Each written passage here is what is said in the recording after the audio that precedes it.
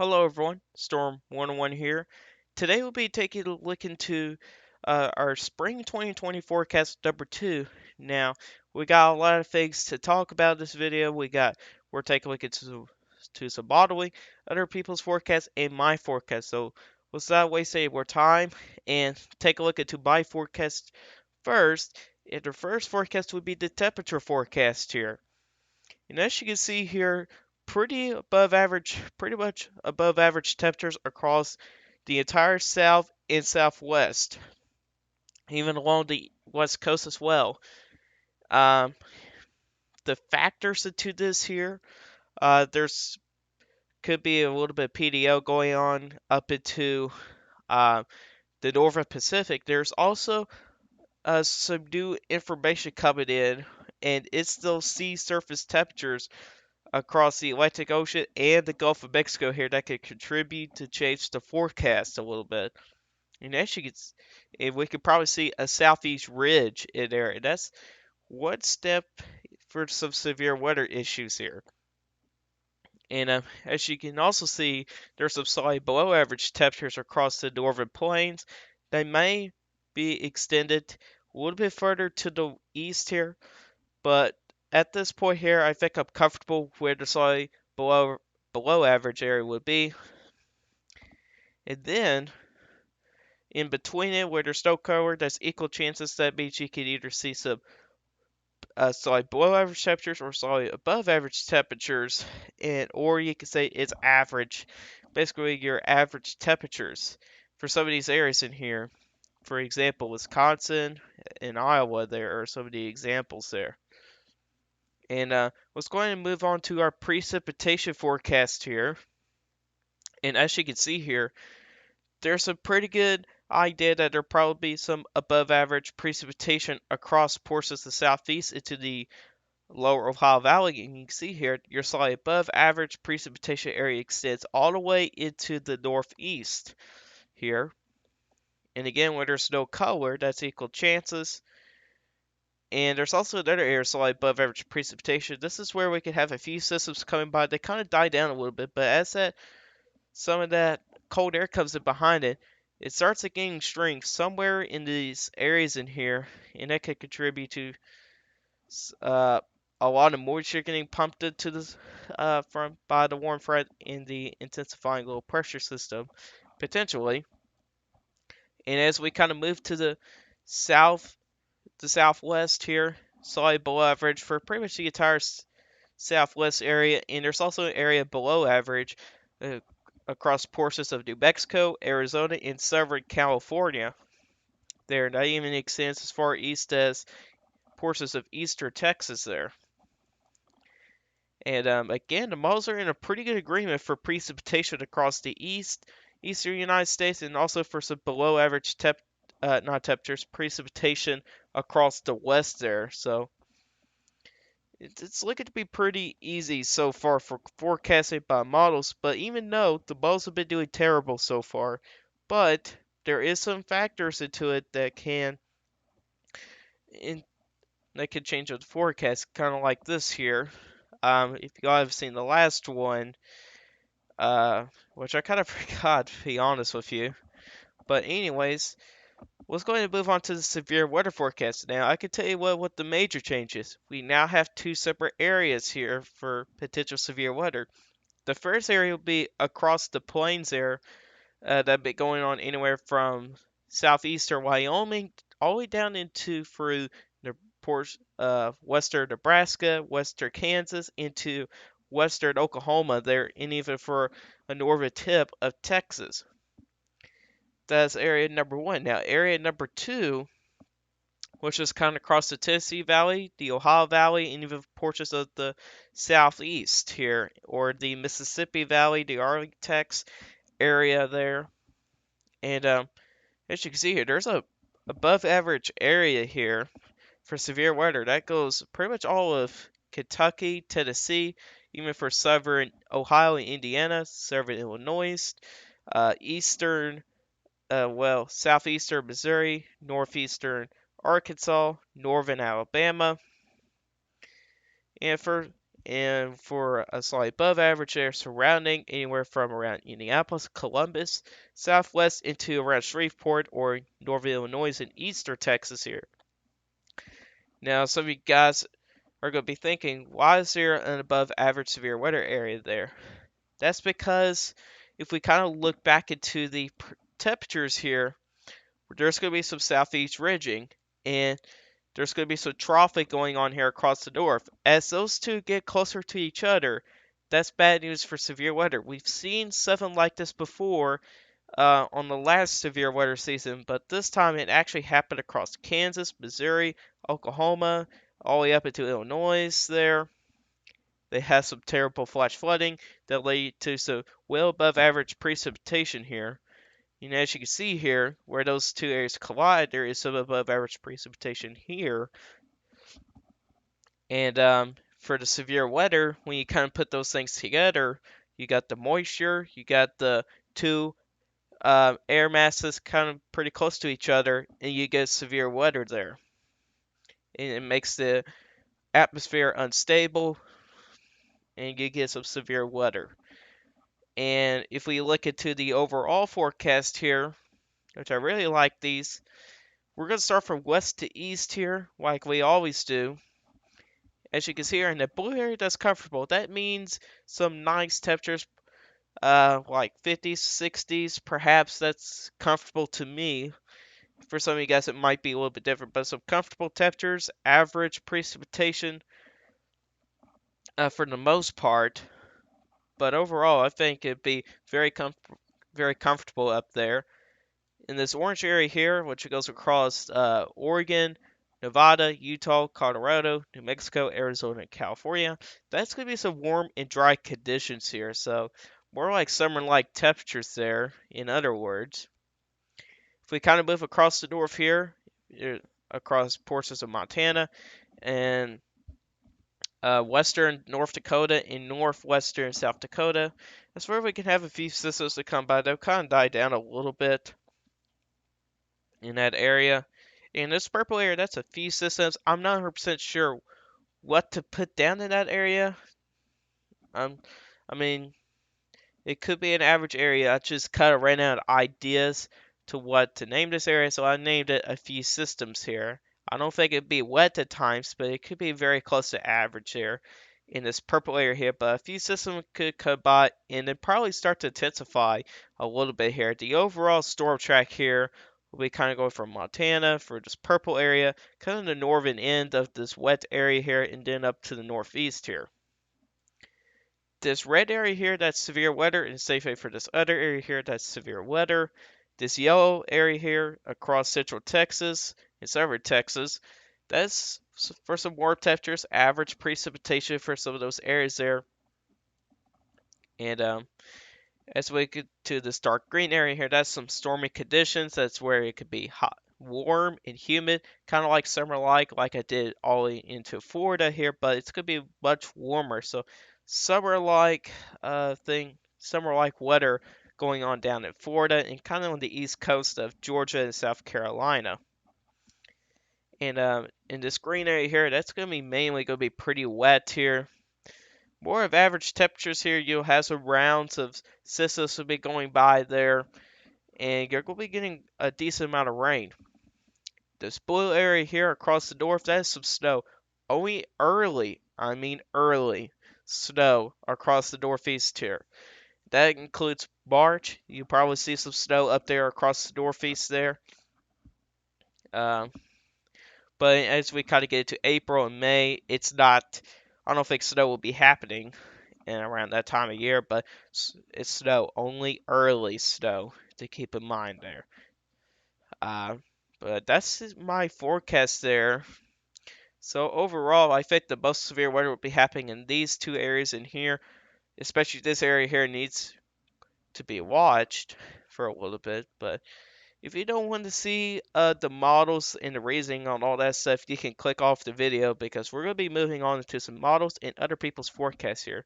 So let's kind of move on into some different modeling here. And now there's been an update recently for the Jamstack here. We have different models here. We got 5 different models to use now, and I think the average is all here. But some of these models here actually have a pretty realistic look here of what can happen here. So, what we got going on here, I think it's underdone with temperatures across around the Gulf, around Florida, for those surface air temperatures, because those waters down there, they are around 80 degrees, and that is near record warmth. They are well above average right now. The sea waters around Florida, in the Gulf of Mexico as well. I mean, it's just very, very warm. And that's going to be bad news for the upcoming hurricane season, which starts on June 1st. But that'll be for a different video there.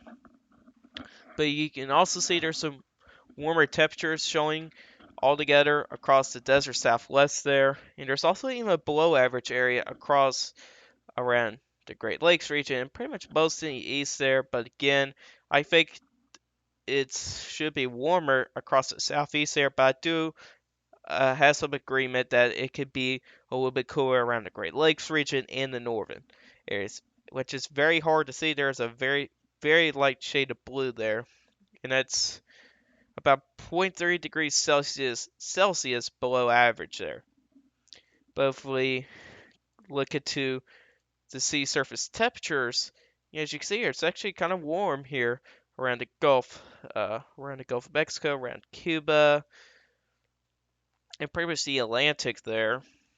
And that's really going to help for some ridging going on there across the southeast. It would be warm and wet.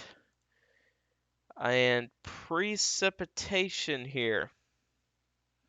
It's looking pretty wet across the eastern United States for the most part here. You got some drier than normal conditions across California.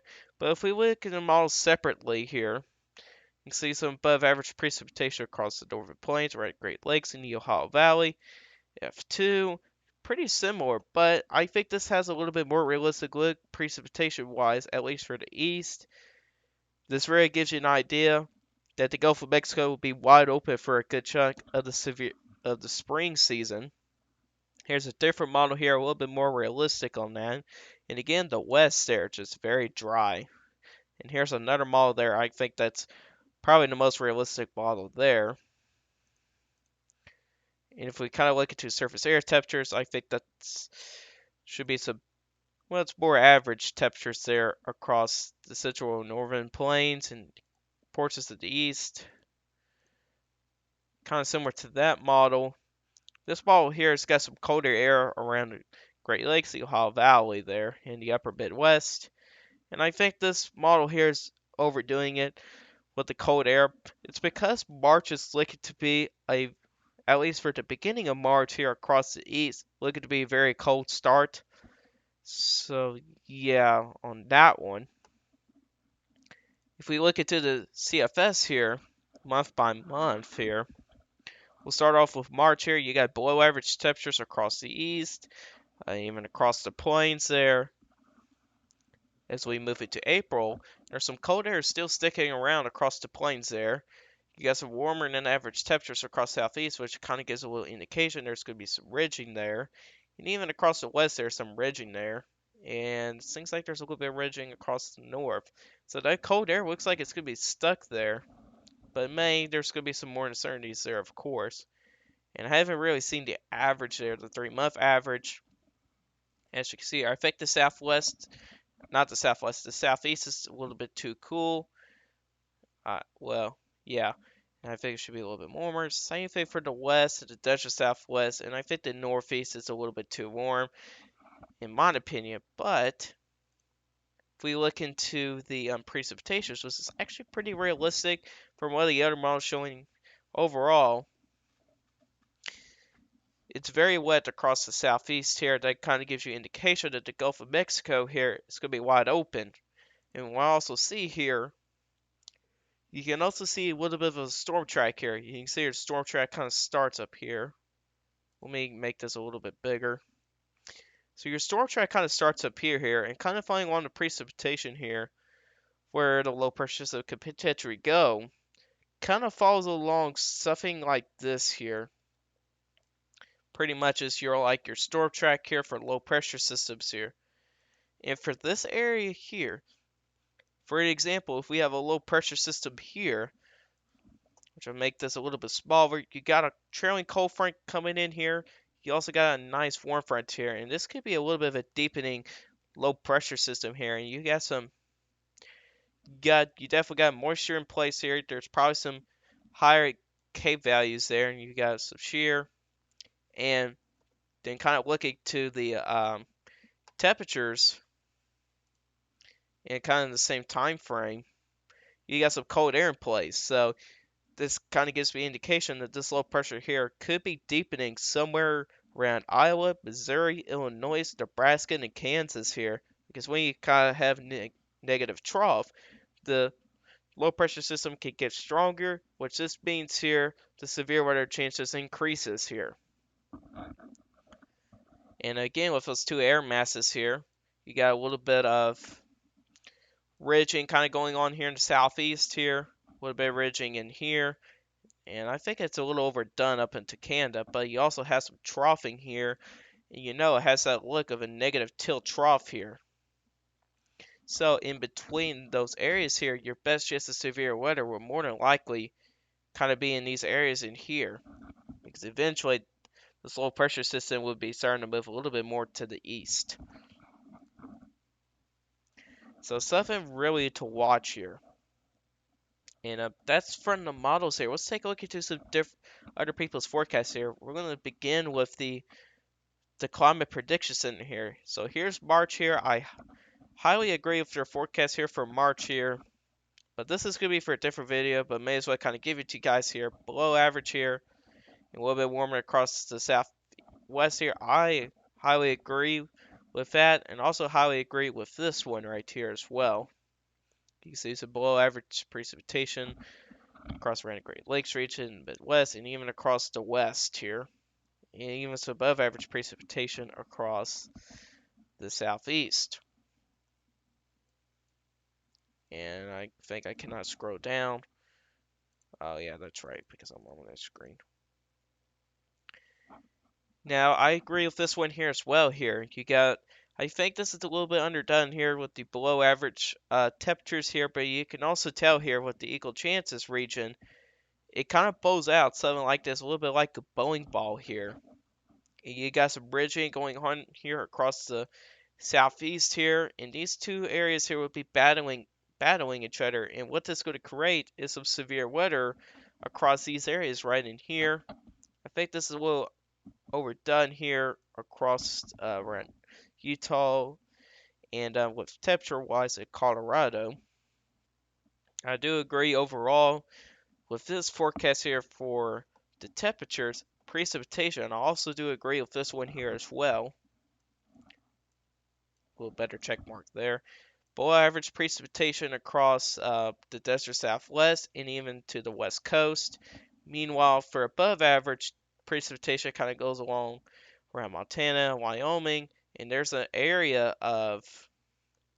pretty widespread above average precipitation here across much of eastern here, and it's really bullseyed around Tennessee, Kentucky, Indiana, and portions of Ohio there. And again, there with those two air masses here, if I kind of picture this in here, let me show a different color here. At this point here, about looking to these two pictures here, your best chance of severe weather, and in my opinion here, by looking at these two forecasts here, will probably be somewhere in there. Probably not that far north, probably a little bit further south here.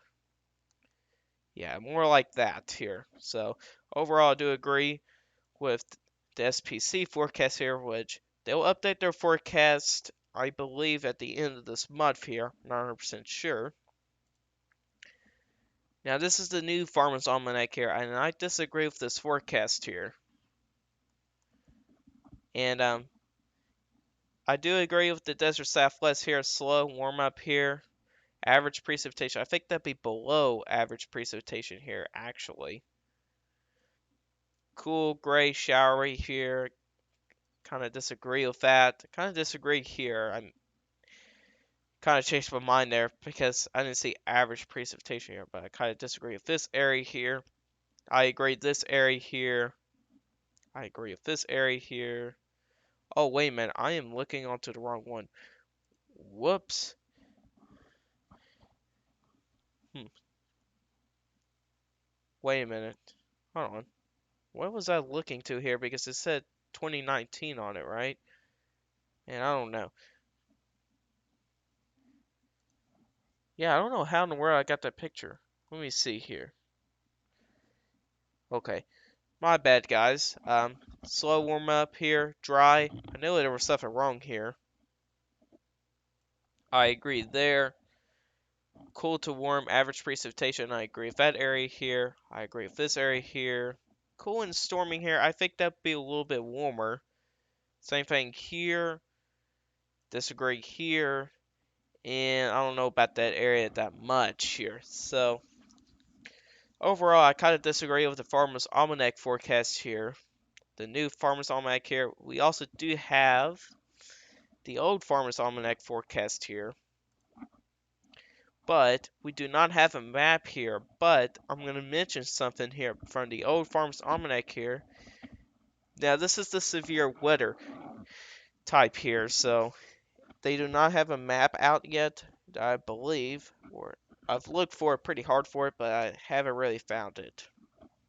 But anyways, here the area I have highlighted, which I'm going to read it to you guys here.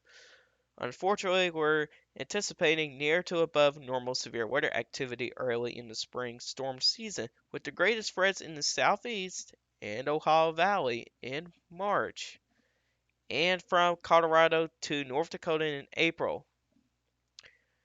And that's kind of similar to my forecast here. Southeast and Ohio Valley, that's where I'm forecasting as well. Probably not too far to the southeast, though. You're also calling for around Colorado to North Dakota in April here, which I understand that area there to see some severe weather. But overall, I do agree with the old farmland. Man, I can't say it anymore. Farmer's Almanac forecast. There we go. Then the last thing we're going to take a look into is AQ's weather forecast here, which was released back on February 3rd.